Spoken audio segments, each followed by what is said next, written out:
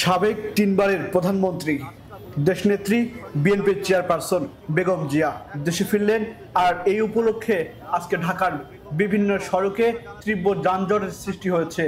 এই যানজটের মূল কারণ হচ্ছে নেত্রীর প্রতি নেতাকর্মীদের যে ভালোবাসার জায়গাটা সেটি কিন্তু আজকে ফুটে উঠেছে। আসলেই একটি বিষয় না বললেই নয় যে বিগত সময়ে আওয়ামী লীগের যে দোসররা, আওয়ামী লীগ সরকার, স্বৈরাচার সরকার যে ক্ষমতায় ছিল, সেই সরকার ক্ষমতায় থাকা অবস্থায় কিন্তু আওয়ামী লীগ কিন্তু বিএনপির উপর নানা কিন্তু মিথ্যা মামলা এবং হয়রানিমূলক মামলা দিয়ে কিন্তু বিএনপির অগণিত অসংখ্য নেতাকর্মী সহ বিএনপির চেয়ারপারসনকে কিন্তু জেল হাজতে রেখেছেন দীর্ঘদিন, যার কারণে কিন্তু তিনি অসুস্থ হয়ে যায়।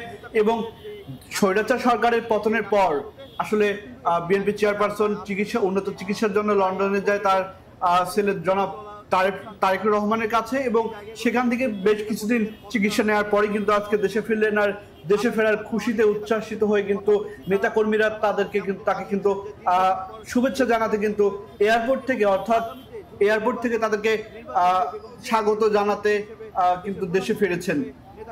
গতকাল রাত থেকে কিন্তু আসলে বিভিন্ন মফস্বল জেলাগুলো থেকে ঢাকায় অবস্থান করছেন, এবং ঢাকা থেকে কিন্তু আজকে সকাল থেকে কিন্তু ঢাকার বিভিন্ন রাস্তায় কিন্তু নেতাকর্মীদের অবস্থান ছিল। এবং সকাল 10টায় কিন্তু হযরত শাহজালাল আন্তর্জাতিক বিমানবন্দরে কিন্তু ফ্লাইট ল্যান্ড করে বেগম জিয়ার, এবং তারপরে কিন্তু নেতাকর্মীদের সংবর্ধনা তিনি গ্রহণ করে কিন্তু আসলে গাড়ি বহরে কিন্তু এয়ারপোর্ট থেকে কুর্মিটোলা থেকে গুলশান বনানী গুলশান হয়ে তার নিজস্ব যে বাসভবন কার্যালয় রয়েছে সেখানে কিন্তু তিনি সেই অভিমুখে কিন্তু তিনি যাচ্ছেন।